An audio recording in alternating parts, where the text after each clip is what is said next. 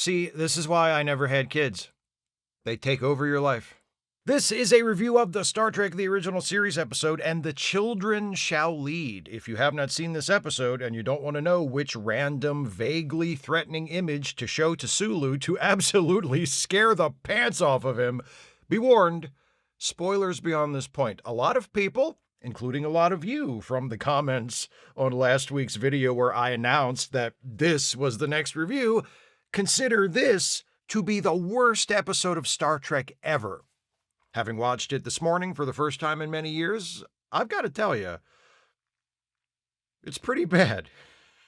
Let's talk about how, but first, let's talk about what happens. Kirk leads an away team to the surface of planet Triacus, site of a Federation research expedition that recently sent out a distress call. When the away team arrives, they find the researchers all lying in the dirt. Kirk's like, oh shit, it's finally happened. We beamed down while everyone was asleep. How are we supposed to keep consistent schedules when everyone's living on planets where the days are different lengths? This proves it's a legitimate concern, but every time I bring it up with someone from Starfleet Command, they just stare at me like I'm talking Dutch. Well, who's talking Dutch now? McCoy's like, they're all dead. Kirk's like, oh. Well, never mind then. I still say my bit about the schedules not lining up is valid. McCoy recovers a vial of poison from one of the dead scientists. Apparently, they all did themselves in, Jonestown style. But why? One of the scientists, Starnes, actually struggles to his feet briefly before collapsing and dying in Kirk's arms. Kirk takes that guy's tricorder and plays back the last log entry, and it's Starnes ranting about an alien and an enemy within and how they have to destroy themselves. Kirk's like, yeah, an irregular sleep cycle will mess you up bad. They hear the sounds of children playing. Then a group of 5 kids comes running in from a nearby cave, and they chase each other around a bit, then join hands and dance around in a circle around Kirk, singing Ring Around the Rosie. And Kirk's like, oh, now I get why they drank the poison. After the credits, we come back to find that the scientists have all been buried. The kids, the children of these scientists, seem completely unmoved by the deaths of their parents. They still just want to run around and goof off. McCoy theorizes that they're in shock, that they must have witnessed what caused their parents to drink that poison, and it was so traumatic that they're suppressing any conscious memory of it. Kirk's not so sure that's it, but he agrees with McCoy not to try and question the children about what happened right away. The kids beam up to the Enterprise with McCoy while Kirk and Spock remain on the planet to have a look around. They wander into a cave where Kirk gets a serious case of the heebie-jeebies. Spock's like, what the hell is your problem? Spock's tricorder is registering some strange readings that might indicate life forms, though definitely not humanoid, but he doesn't feel anything unusual. Kirk runs out of the cave practically in a panic and calms back down once he's outside. On the Enterprise, the unruly children have been punished by being forced to spend time with Nurse Chapel. Outside in the corridor, Kirk talks over the situation with McCoy, who tells him that the kids check out as healthy mentally and physically, and yet they act as though nothing terrible has happened. McCoy can't explain it. Maybe they all just really hated their parents? Kirk goes in to talk to the kids. He doesn't get anywhere. They tell him nothing helpful, and then they all jump up and start running around pretending to be a swarm of bees. So Kirk says, okay, time for bed. Chapel, get him out of here. But he pulls the oldest boy, Tommy, aside to speak to him alone. Tommy's not much help either. He says he saw his father, that would be Starnes, this morning, and his father seemed upset, but Tommy didn't know what about. Kirk asks if Tommy is sad to be leaving his parents behind, and Tommy says, my parents, they love it down there. This Tommy kid is cold as ice. I'm starting to like him. Cut to the kids in their quarters where we find out that they're witches. Just adorable little junior witches with their little coven, and they're standing in a circle and joining hands and chanting, and hey, look, it worked. Here's this creepy green ghost guy. He says to the children, good job, kids. You got aboard the ship. Now we have to go to Marcus 12. It's a Federation colony with millions of people. When we get there, some will join us, but we'll have to kill the rest. But then we can take over the universe. Sound fun? First, you need to get control of this ship so we can fly it to Marcus 12. You know what to do. On the bridge, Kirk and Spock are watching back some of the log entries recovered from Starnes' tricorder. Starnes is talking about the growing feeling of anxiety they're all experiencing, all except the children, that is.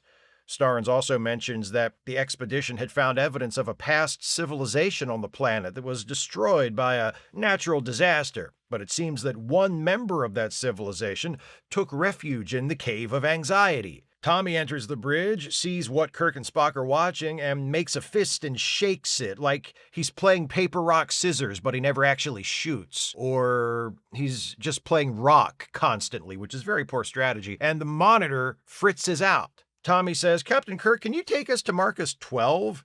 Kirk says, "No, we're going to dump you at the nearest starbase." Kirk and Spock leave to meet with McCoy in private about what happened on Triacus, but he allows Tommy to remain. Tommy immediately uses his fist-shaking trick on Sulu and Chekhov to set a new course to Marcus 12 while making them see the illusion that Triacus is still on the view screen. Down in the engine room, another of the kids uses the same trick to obscure the course change from the crew. When Scotty walks in and realizes what's happening, the crew members who have been hexed or whatever prevent him from getting to the controls and eventually knock him the hell out. Oblivious to all of this, Kirk, Spock, and McCoy are in Kirk's quarters talking some more about Triacus. They watch Starnes' final log entry, the one about the enemy within, and then Spock shares a legend about the people who once lived on Triacus. Apparently, they were notorious warmongers who created chaos throughout this star system. They were finally defeated, wiped out by those they had been attacking, but the legends say that their evil lay dormant, waiting for the right catalyst to set it loose again. An enemy within, an unseen evil influencing people, a malevolent force waiting to be released. It all sounds pretty bad, and Kirk knows just who to talk to for some answers. The security officers he left on the planet to guard the expedition site. Kirk calls for a new security detachment to meet him in the transporter room. Kirk tells the security officers that they are to relieve the security detachment that's currently on the planet, and then he orders them beamed down. Kirk's like, "Great, now beam up the security detachment from the planet." And Spock says, okay, slight problem. The planet's not there. We're no longer in orbit above Triacus. Kirk's like, "Then we just beamed those two guys into space?" "Oh well, they're dead by now, life goes on. Let's get to the bridge." Kirk and Spock get to the bridge in time to see the kids summoning the creepy green ghost guy, who appears again and tells the kids, "Good job taking control of the ship. Keep control until we get to Marcus 12. If the crew of the Enterprise resists you, just call upon their beast, which is the fear within each of them that will consume them. Okay? Call me if you need me, but I think you've got it from here. Later." Kirk's like, "What the hell was that?" And he rushes over to Sulu and tells him to change course. But Tommy shakes his fist and causes Sulu to see rows of swords flying toward the ship on the view screen, which really freaks Sulu out for some reason. Like, come on, dude. The swords aren't even pointing at you. Kirk tries to get Uhura to call the starbase he's trying to get to and alert them of the situation, but Tommy shakes his fist and suddenly there's a mirror in front of Uhura and she sees herself wearing old age makeup, and that really freaks her out. Kirk tells Spock to call Starfleet, but Spock's like, "Captain, why are we bothering Starfleet? Everything is fine." So Sulu's consuming inner fear is space swords, Uhura's is getting old and dying, and Spock's is making unnecessary calls. Okay, that seems reasonable enough to me. Kirk goes up to the security guard on the bridge, who is supposed to be watching these kids. He is so fired when this is over. Kirk tries to give the security guy an order, but Tommy works his fist-shaking mojo, and when Kirk speaks, all the security guy hears is backwards-sounding nonsense. Kirk's like, "Don't give me that look. That's the same look Starfleet Command gives me when I raise completely reasonable concerns related to interplanetary scheduling." Now Kirk's inner fear is surfacing, the fear of losing control. Luckily, Spock has managed to shake off the evil kid magic, and he shoves Kirk into a turbo lift and calms him down by letting Kirk choke him some. They head down to engineering to try and regain control of the ship from there, but by now Scotty has been fisted along with the other two. I mean, the kid on the other side of the holes in the wall went like this to him. Fuck, that's not... The kid cast a spell on Scotty too.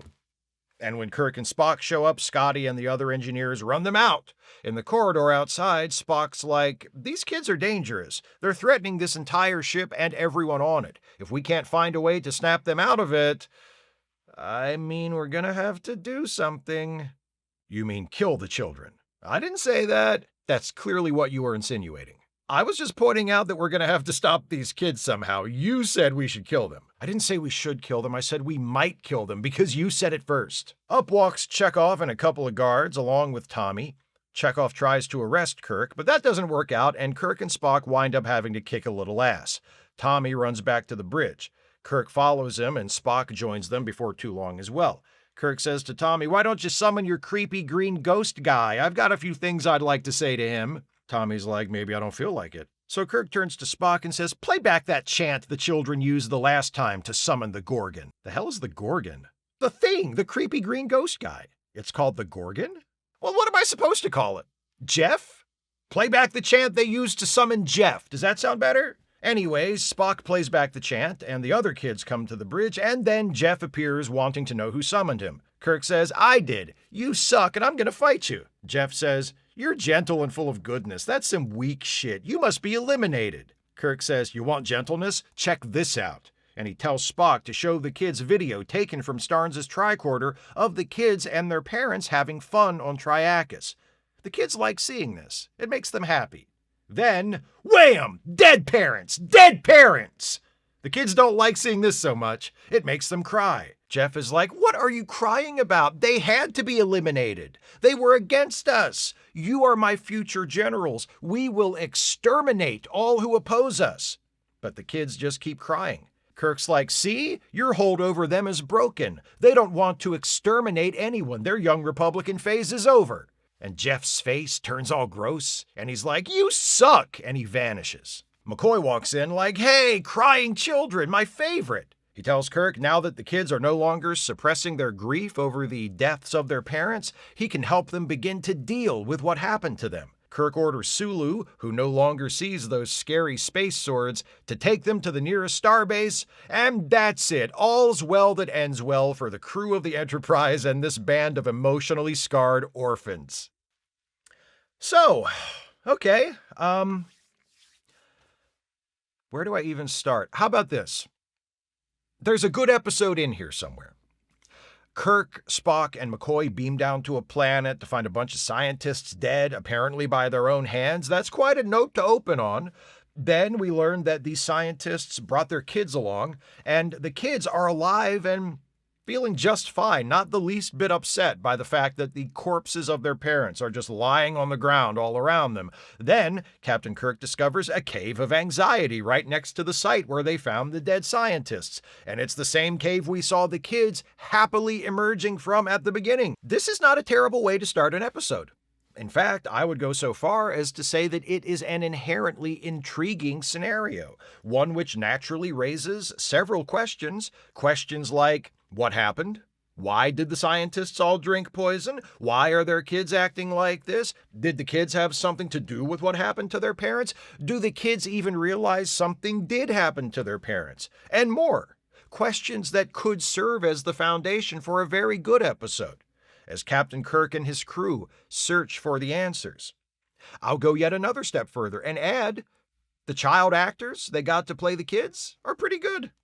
Tommy, the oldest of them, is played by Craig Huxley, who carries his weight just fine. I'm not saying it's an Emmy-worthy performance, but the kid does okay, especially considering what he's been given to work with, script-wise. Huxley resembles Kevin Tate, another child actor who worked a lot in the 1960s, and at first, when I was watching the episode this morning, I thought he was Kevin Tate, and that made me happy, because Kevin Tate gets the last line in the movie Wild in the Streets, which has one of my favorite endings ever, and I was going to riff on that, but it turns out it's not Kevin Tate, it's Craig Huxley, who is fine but wasn't in Wild in the Streets, so fuck it, this episode sucks. And The Children Shall Lead has a few good things going for it early on, but it becomes obvious fairly soon that none of those questions raised by the scenario are going to be answered in anything approaching an interesting fashion.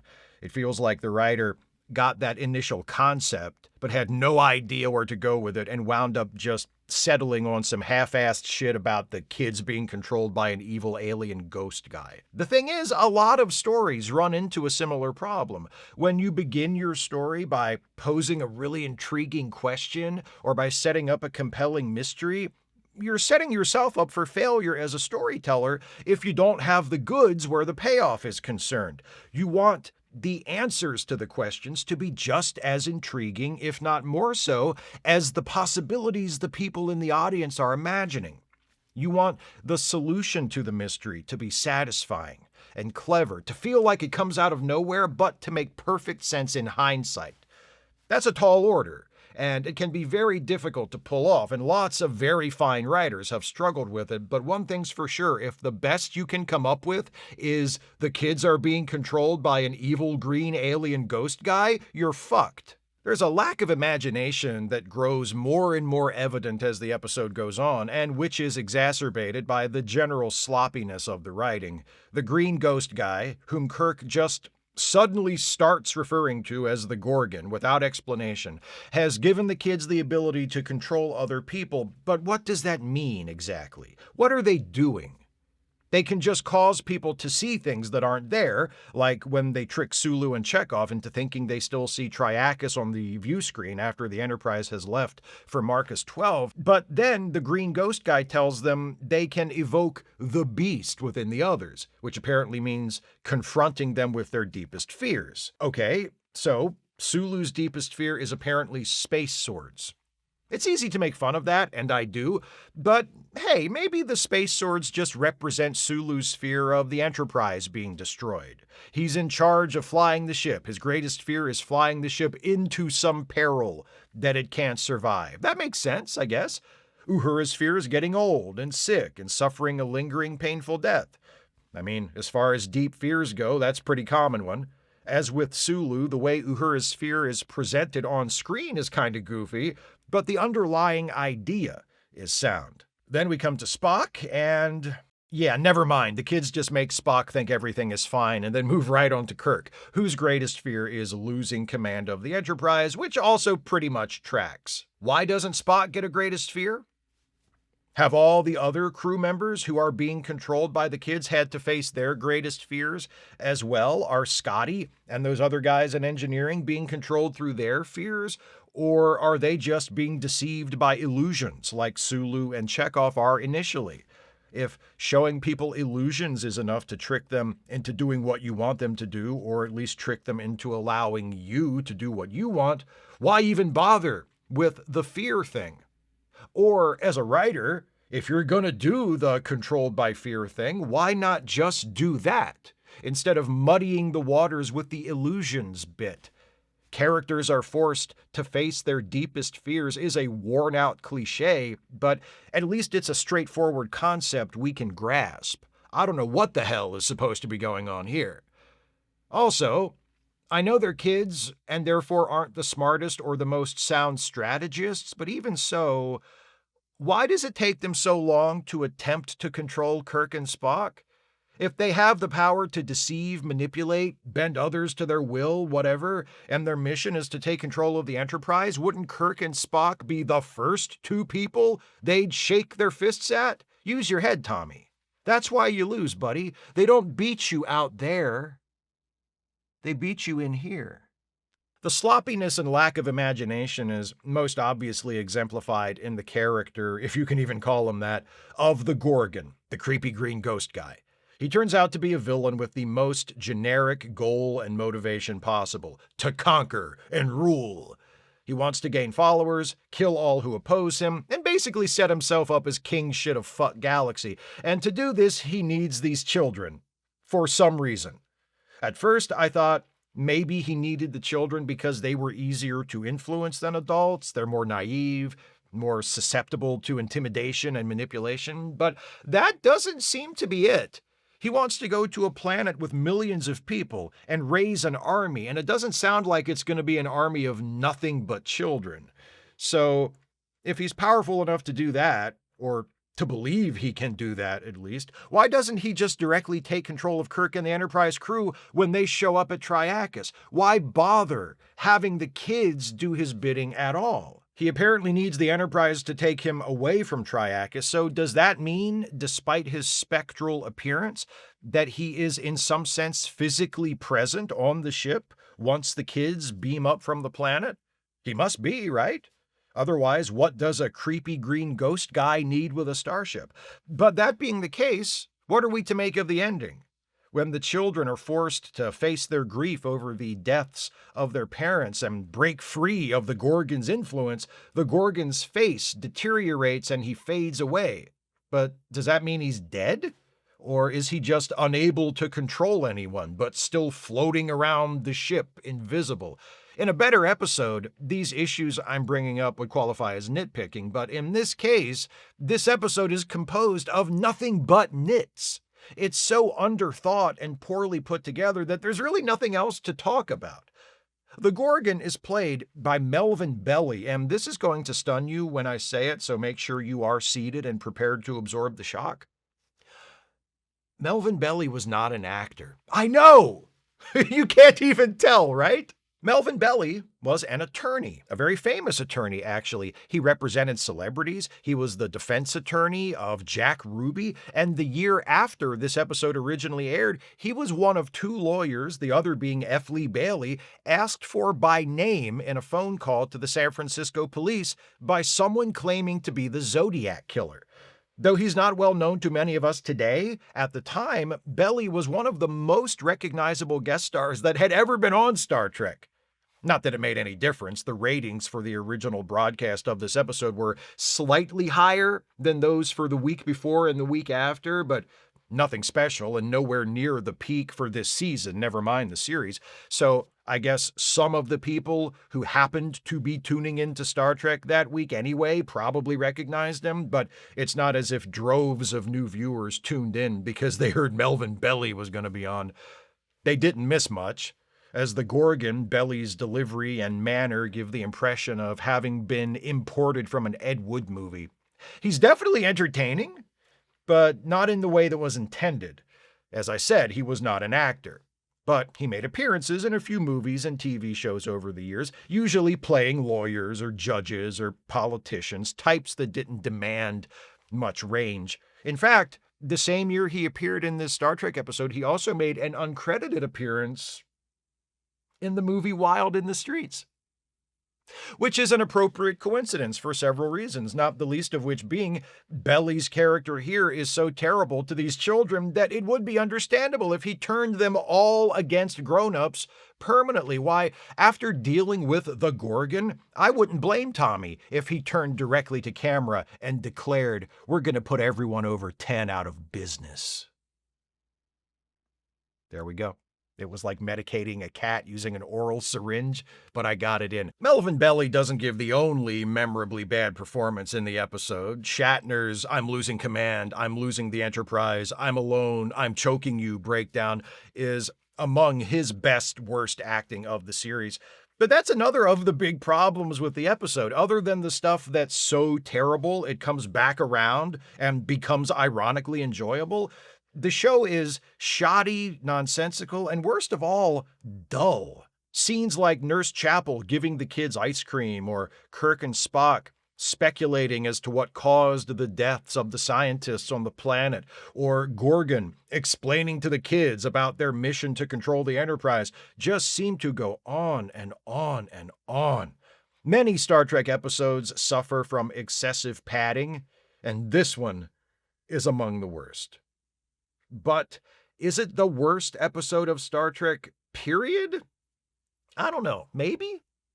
I certainly wouldn't fight you on it if you said it was. Its reputation isn't as far-reaching as Spock's brain, and personally, I think there are plenty of other worst episode contenders that rival or possibly even exceed this one, but that's not to say this one isn't absolutely rotten. Like I said, though, there is a good episode in here somewhere. It starts off well enough, and there's a message in there about how goodness and gentleness are strengths, not weaknesses, and about overcoming fear and facing the truth. and how evil people use lies and fear to manipulate others that is perpetually relevant and feels especially timely in the here and now. But all those promising elements are buried under a mountain of bad writing, bad acting, and crushing tedium. By the end of the episode, I'm ready to let the children lead, and I don't even care where they lead me to. I just want to go somewhere else.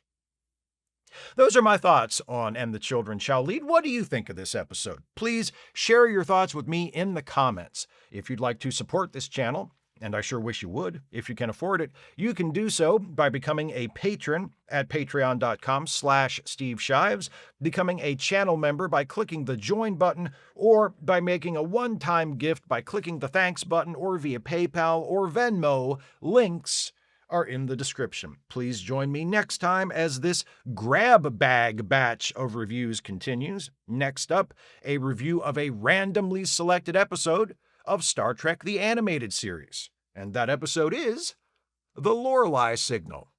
See you next time for that. Thanks for watching, and take care, everybody.